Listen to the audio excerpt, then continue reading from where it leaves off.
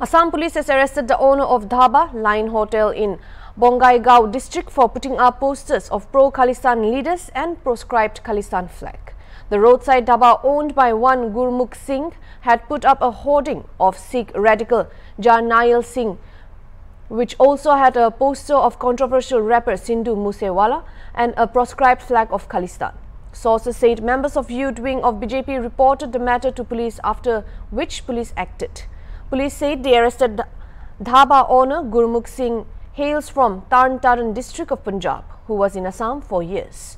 It is being suspected that he displayed the posters in his dhaba premises to attract truck drivers, a significant number of whom hail from Punjab.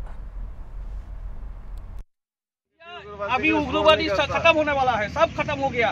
अभी सरकार ऐसा सरकार है ना, वो आगे कोई काम नहीं किया था ऐसा। अभी खुलिए प्लीज,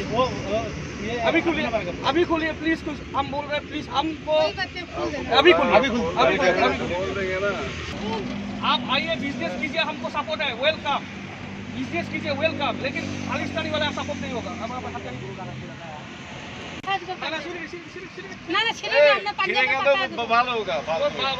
हम खोल के खालिस्तान सपोर्ट वाला क्यों पोस्टर लगाया है? वो तो लगाने के लिए आप लोग को कोई परमिशन नहीं दिया ना। जब आपको ये लगाने का परमिशन है,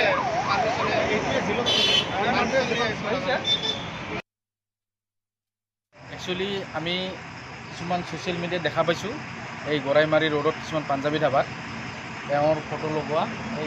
এওঁৰ নাম হ'ল জাৰ্নেল সিং বিন্দ্ৰেৱালা। তেওঁ এজন খালিস্তানী মিলিটেণ্ট হয় আৰু এওঁৰ বিষয়ে আমি নিউজে দেখিছোঁ। তেওঁৰ মানে সমৰ্থনকাৰী তেওঁলোকে মানে বহুত মানে সন্ত্ৰাসবাদী কাম সিহঁতে কৰিছে বহু নানান বিভিন্ন ভাৰতবৰ্ষৰ বিভিন্ন ঠাইত।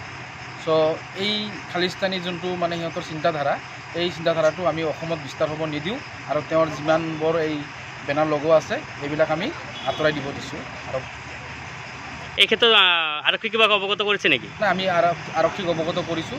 আৰক্ষী কিছুমান ঠাইত গৈ পেলাই অলৰেডি সিহঁতৰ বেনাৰবিলাক লৈ আউটপোষ্টত নি জমা কৰিছে।